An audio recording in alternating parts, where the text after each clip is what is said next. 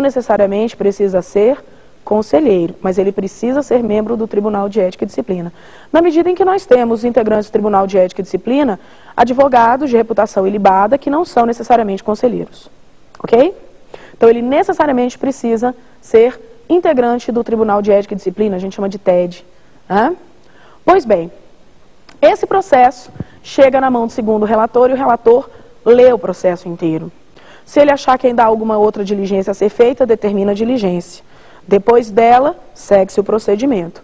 Agora, se não tiver diligência, o procedimento segue e esses autos, esse feito, é enviado para inclusão em pauta de julgamento. Ele é colocado em pauta, né, para inclusão em pauta, e depois o próximo passo é a sessão de julgamento. E aí o processo será julgado. Uma observação importante para todos aqui é a seguinte: da data da inclusão em pauta para a data da sessão de julgamento, diz o texto de lei que eu tenho que ter uma diferença de pelo menos 20 dias. Tá? Por que eu tenho que ter essa diferença de pelo menos 20 dias? Eu tenho que, por exemplo, então, vamos ver uma hipótese em concreto, assim. Imagine que o processo, ele foi para inclusão em pauta de julgamento, foi incluído em pauta de julgamento no dia 1º. A sessão de julgamento, ela necessariamente só poderá ser realizada a partir do dia 21. Eu tenho que ter pelo menos 20 dias de diferença. Por que isso? Porque eu preciso notificar as partes, o interessado e o advogado representado, com uma antecedência dessa sessão de julgamento, com uma antecedência de pelo menos 15 dias, para que possam eles, se desejarem, fazer as suas sustentações orais. Então, com 15 dias de antecedência da data da sessão de julgamento, eu tenho que ter notificado todo mundo.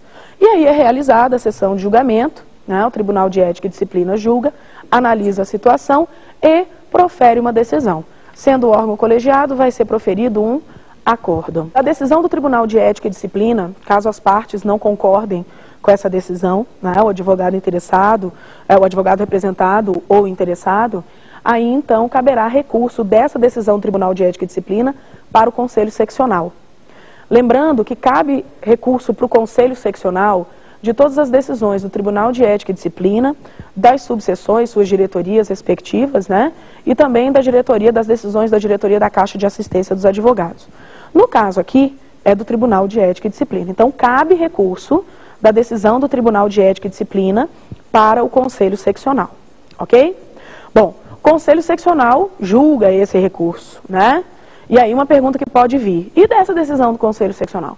Cabe recurso? Cabe. Cabe recurso dessa decisão do Conselho Seccional para o Conselho Federal. Só que nesse ponto, bom, os prazos dos recursos, Tribunal de Ética para o Conselho Seccional, do Conselho Seccional para o Conselho Federal, nós já sabemos quanto que é, 15 dias, né?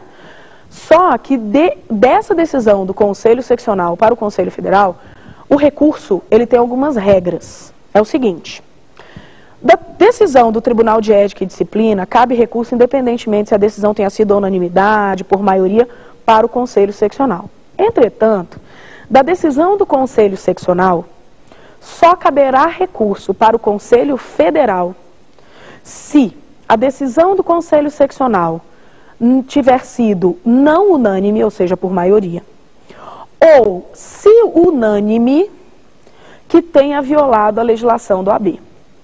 Então, da decisão do Conselho Seccional para o Conselho Federal, só caberá recurso se nós estivermos falando de uma decisão não unânime, por maioria, ou se unânime, que tiver violado Estatuto, Código de Ética, os provimentos, ou ainda que eu tiver divergência jurisprudencial. Ou seja, eu tenho aquela decisão daquele Conselho Seccional, mas eu encontre uma decisão de um outro Conselho Seccional ou do Conselho Federal em sentido inverso.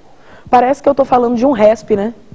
Aparece com as mesmas características, né? Mas esses são os critérios. E tem uma coisa muito importante dentro desses recursos que a gente tem que falar, que são o seguinte: esses recursos, eles poderão ser interpostos tanto pelas partes interessadas, nesse caso da decisão do Conselho Seccional, o recurso interposto para o Conselho Federal.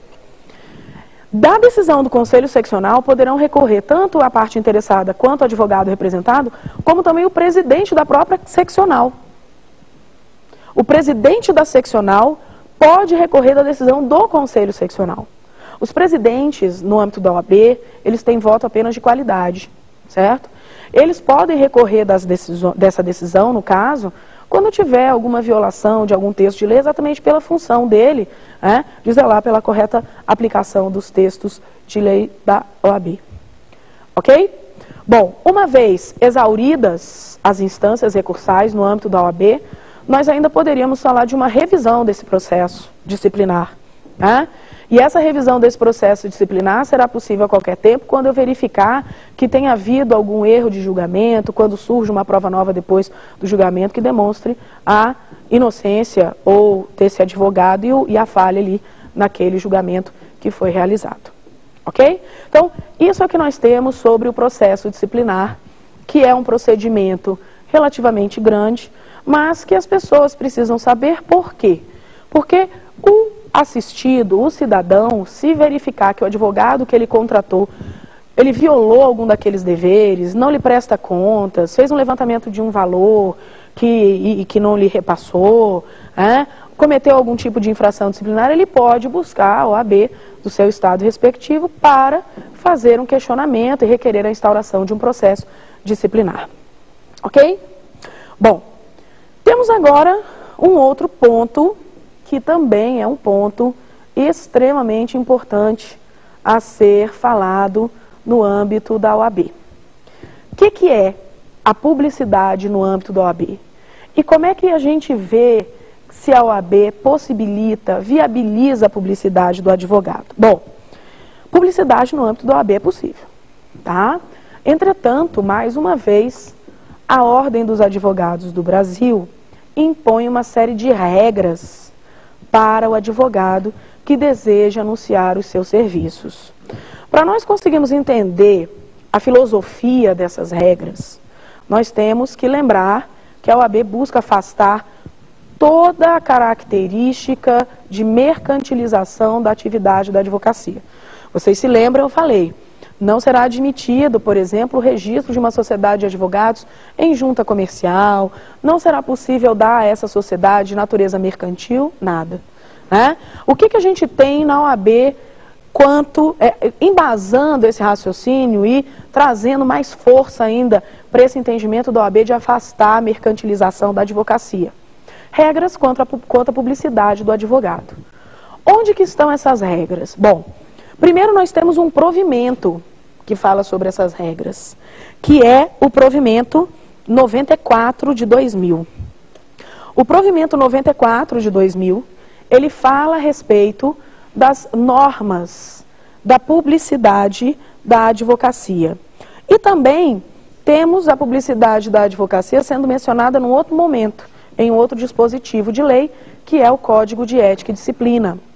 O Código de Ética e Disciplina fala da publicidade no âmbito da advocacia do artigo 28 até o artigo 34. Então, resumindo, publicidade da advocacia está prevista, suas regras, limites, tudo, dentro do provimento 94 de 2000 e com informações complementares dentro do Código de Ética e Disciplina da OAB e da advocacia.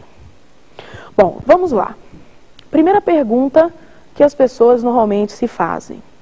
Advogado pode anunciar seu escritório, a sua atividade, o seu serviço? Pode divulgar. Só que a OAB só admite uma publicidade informativa. Aí você fala assim, mas que é publicidade informativa? Tem uma regra que eu acho que é bem fácil para todo mundo lembrar qual é o tipo de publicidade que é admitida no âmbito da OAB. Publicidade admitida no âmbito da OAB é aquela que é procurada, não aquela que é imposta. Porque, por exemplo, publicidade, propaganda na televisão. Propaganda na televisão, ela é imposta a você. Você está vendo lá o seu programa, você está vendo sua novela, e quando dá o comercial, vem aquele monte de informações, de propaganda, de produtos, lojas, enfim. Então eles são impostos, eles são trazidos para você. Isso não é permitido no OAB.